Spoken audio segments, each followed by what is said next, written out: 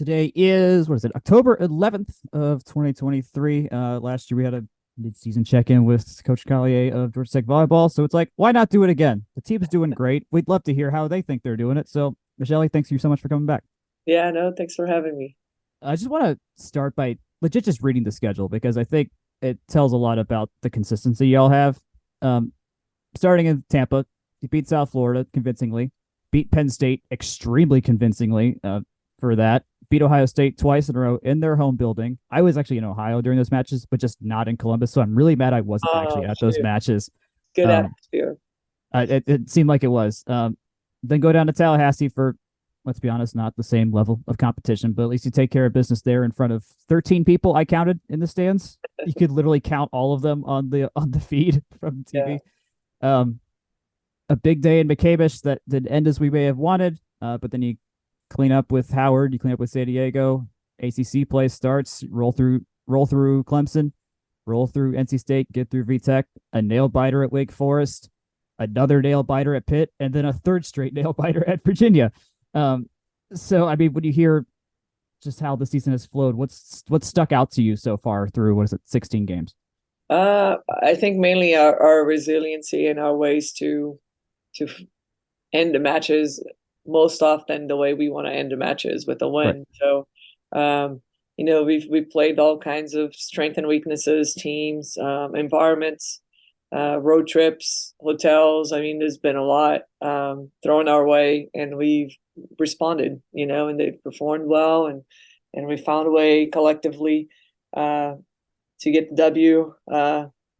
Sometimes pretty, sometimes not so pretty. But again, we're finding ways to get the results and to keep moving forward. So I'm very proud of what we've accomplished so far. Statistically, y'all stick out really well defensively, at least from submetrics. I use Husker Geek as my main spot, third in dig percentage nationally, and had been in the top three all year. And then really good in opponent kill percentage, and serving really well as well, which I know a lot has to do with Bianca Bertolino and what I've called it her power serve. I don't know if there's a technical term for when you throw the ball a mile in the air and hit it with wicked Jump serve, topspin. but Jump yeah, serve. Okay. Okay. Cool. jump serve. Um, what in terms of how you all have worked in the offseason and then going into now defensively, what is there something that you all do extra in terms of preparing for your how y'all perform defensively, or is that just a matter if y'all have the talent and they have lived up to what they could do? No, I think Coach Claudio does a good job scouting the teams and putting our players in positions to execute probably towards their tendencies. It is something that we work a lot in our gym. We do it every day. Um, Situations, what the set's coming from, what the hitter's hitting the ball from, how fast is the set. I mean, there was a lot of variables, and I think the more our players continue to read the situations and put ourselves in good position to defend, we're executing on that side of it. So just really proud of a collective effort from our staff to put them in good positions, but also for our players to be able to execute some of the things that we feel are going to happen in matches. Yeah, there's a lot of points that I've noticed that just are getting saved a lot of the time, or at least getting set up better offensively because of how well y'all are able to return attacks and whatnot. Yeah. I want to talk about the McCamish game, which felt like a win from the beginning, just because of how full the building was. Then when before that match started, and you saw just how much more full it was compared to last year. What were you thinking in terms of like, dang, we get to do this again? Yeah, no, I was happy for the game of volleyball, happy for our players. This has been a breakthrough year for the sport, I believe, in every campuses. Um, and be able to have that many supporters. I mean, we're definitely very grateful for everybody that came out and that continues to support our team. A lot of people who have been there from the beginning, other people who are, jumped on board from our results in the past couple of years. But just really exciting to see the growth of the game. And obviously TV and online streaming and internet has helped. I think get the game out there in front of people, and I think once they see it live, it's pretty exciting, a great atmosphere to be a part of, and more and more people are showing up and supporting, the game of volleyball. So it's been good to see the growth of the sport overall, and definitely nice to see Georgia Tech volleyball be able to put up that kind of crowd in McCamish. Yeah, I had multiple people from my life, family, friends that went to that game that usually wouldn't go to any kind of tech game just because they're not related to campus or any way like that. But they had a really, really good time there, even despite the result. Awesome. Um, Oh, that's great. I do want to ask about the volleyball particular in that game because that was the first match of the year where it felt like someone had kind of had figured something out about y'all. And Sophie Fisher for Georgia played insanely well up at the net as well. What in particular did you learn about the team from that day in terms of where maybe future adjustments needed to be made, or what y'all needed, if there was there something else that y'all needed to focus on that came true after that match? Yeah, no, I think just in general, normalizing the kind of pressure we're going to feel every time that we step on the court. You know, people are coming after us, and that was a match that has been a lot of other matches that we had played. So obviously they had more video on us, they had more um, understanding of what worked and didn't work. But a lot of that I felt like it was just us underperforming as well. You know, obviously Georgia played a great match. I feel like they put a lot of pressure on us from the service line, and that kind of made us uncomfortable, and we didn't really have answers for it.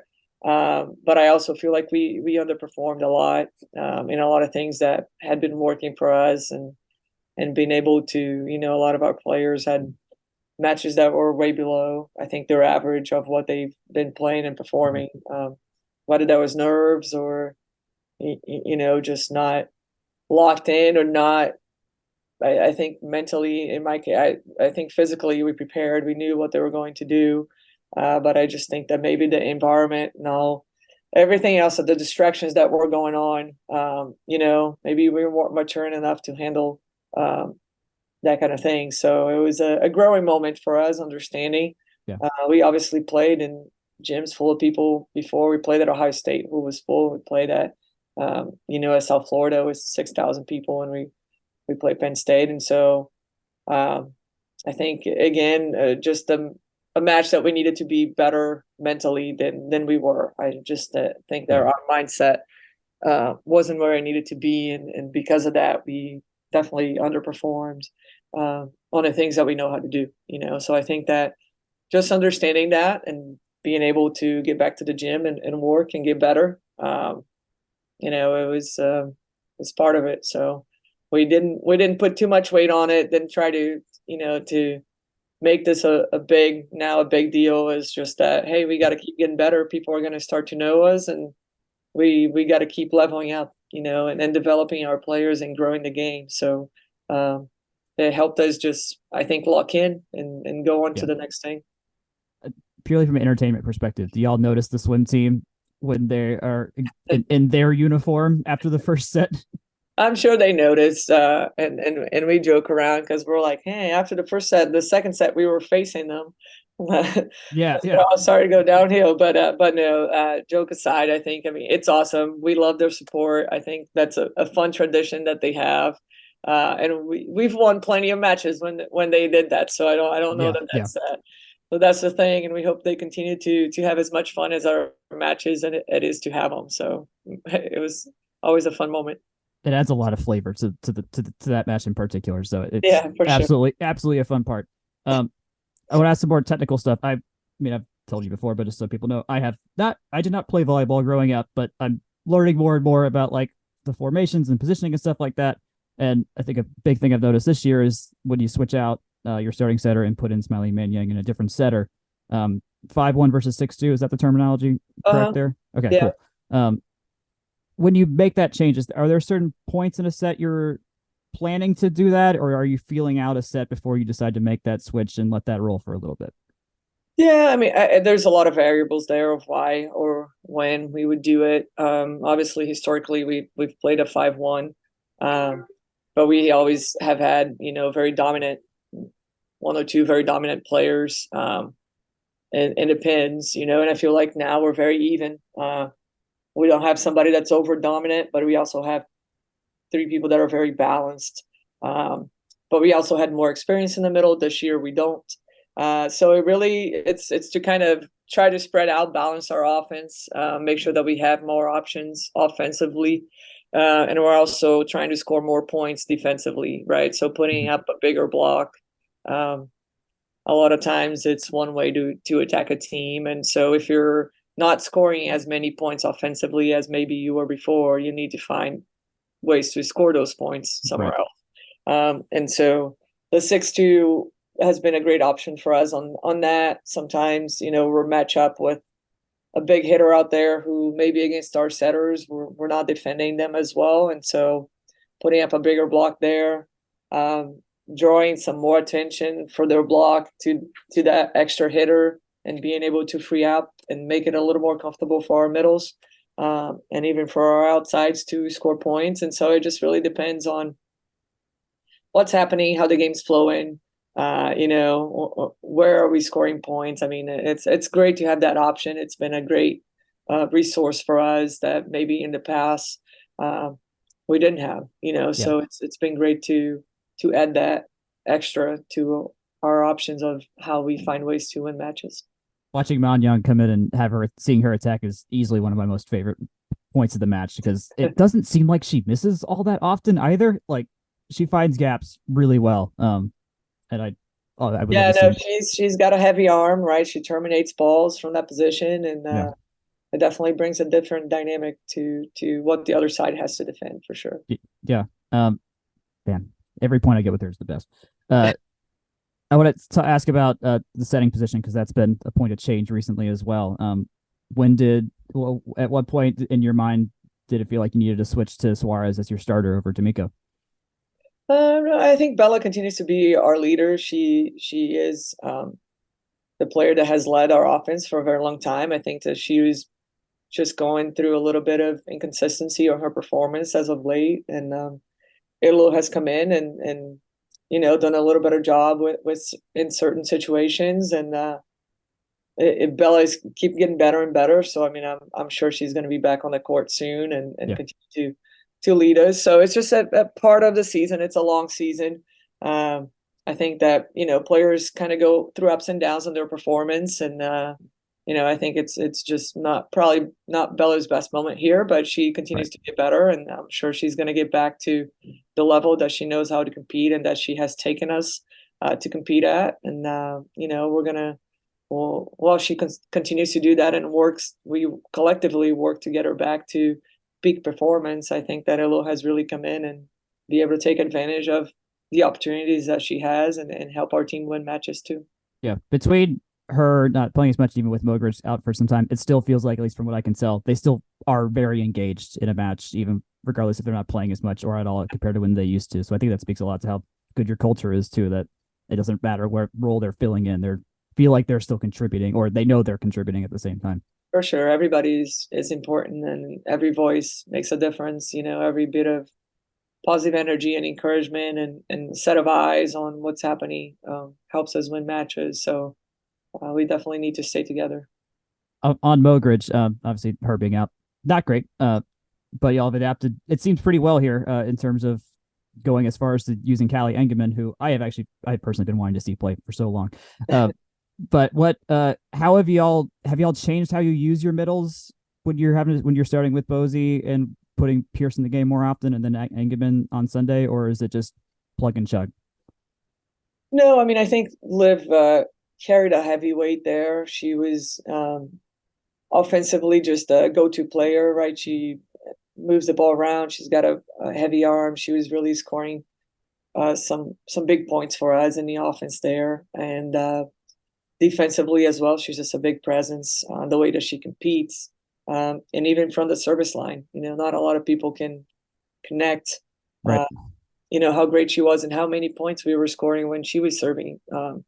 So there's a lot of intangibles there that have left a void. That other people have done a great job coming in and stepping up with Callie and Anna, and Callie coming back from an injury a couple of years ago, so she's just now starting to get into the level physically into a level that she's comfortable. Right. And I think she responded well at Virginia when she came in. She's been doing a great job in practice as well.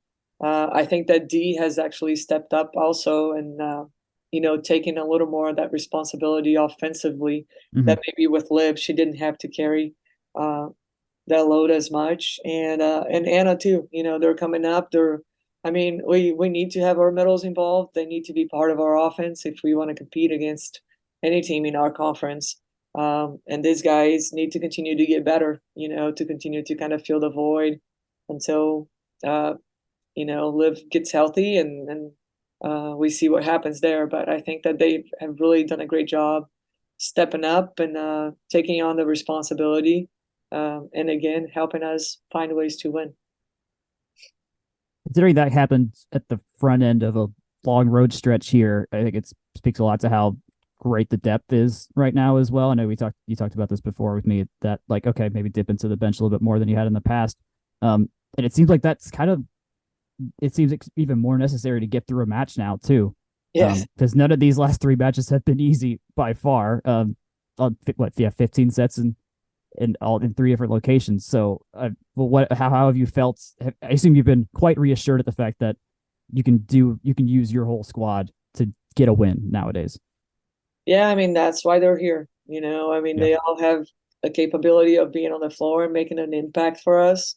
And obviously their roles change and develop through the years, and we don't kind of control the events that happen to us, but we control our response to it. And I feel that as a team, we're coming together. Obviously, it's been a little more stressful. People have been outside their comfort zone a little more, so there's a lot of things that we have had to manage emotionally and physically, to kind of just get through. We had a good flow going, and I think Liv and Bella not being on the court. Bella is a big voice. Bella is a big presence on the court. So even Elo, technically is doing some great things, right? And she's delivering the skill.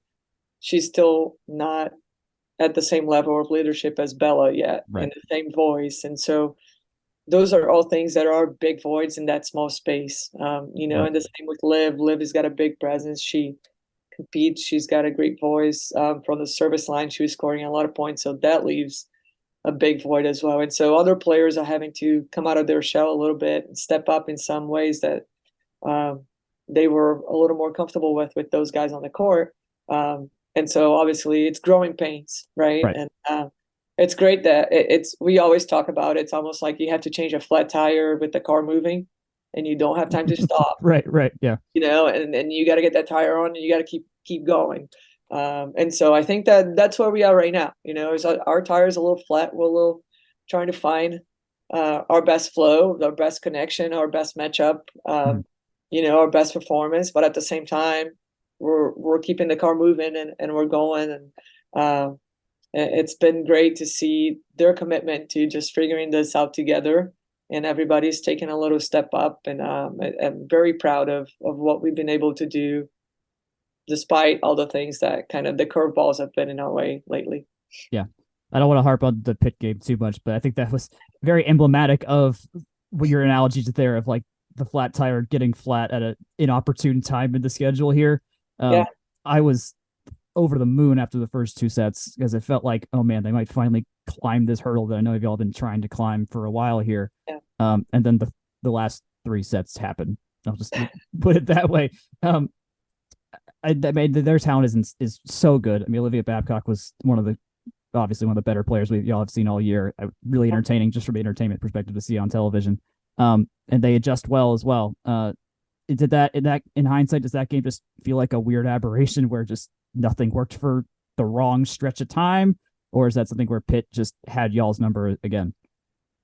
Yeah, no, I think a combination. Obviously, that I felt like we competed really well the first two games. We executed, and then they made some adjustments, and we just couldn't find ways to attack the adjustments that they made. And then once you let a team like that really kind of feel comfortable, Yeah. then they're hard to stop. Yeah. And I think that kind of we had them, and if we only could kept them there for a little bit longer. Yep. It was a bend. And so I think that they made the adjustments. They stepped up, and then we didn't push back the way that we needed to push back. I think that we needed to find our own solutions, and the things that we try to do weren't really effective in a way that they needed to be effective. So it's just part of the game. I think that again, it shows us two things, right? We can compete with anybody, but we got to also find a way to sustain that Right. level for a little bit longer, and we need to get better at that. So we'll get another shot here against everybody else that we play. Yeah. The ACC is the next schedule, or the end of our schedule here is going to be a big grind. Um, and we got to keep finding solutions. So I mean, it is what it is, and we got to get back up and keep fighting. I find it kind of cool to hear that y'all think you at least there's a lot of work to still be done, but you're still 14-2, which is of the best starts this team's ever had. So there's a lot to be said for A, how good y'all are at adjusting, and then B, just it not doing what I think a lot of teams would do, would just have a bigger lull. Like for me, this y'all comp a lot to the Atlanta Braves this year, where they didn't really have a lot of pitching for a hot secondary this year, but they were still finding ways to win. Yeah. And they're in a good spot now. So I think that speaks a lot to how well y'all have been able to adjust. And most of the other teams in the top of the NCAA are losing games too. So Everybody is. I mean, it's been super competitive, through anybody, and so the strength of the group, it's really really important. And I think that and that's what we have to do is we got to turn to each other internally, and we're the people that are gonna solve any challenge we face. It's nobody else outside our small circle and small family here, and so this is a time for mhm. us to bring it all in together and keep pushing forward. Yeah, that goes well into my last question. Just looking forward, but before that November gauntlet gets it's just a heck of a gauntlet at the end there. Is there something y'all want to focus on to get better at before you have those games, which are I assume going to do a lot for the ACC standings and your all's RPI as well? Yeah, no, I mean we got to put ourselves in a position to be able to win any match we play. So I think there's still a lot that we're having to figure it out. We're a little, I think we're still a little inconsistent with our own game. So I think that that's kind of the main thing is we gotta have a hold of how we compete, regardless of what the other side does or where we're at or who is on the court.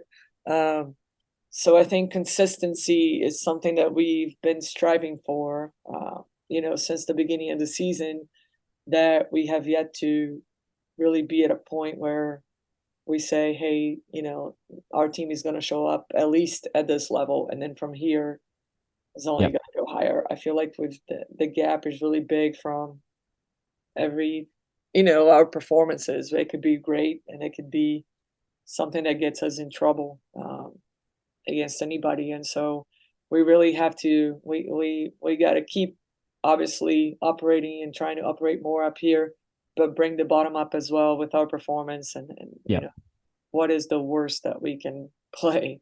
And right now, those days are putting us in some tough situations. So we need to raise that level. We need to be a little more consistent.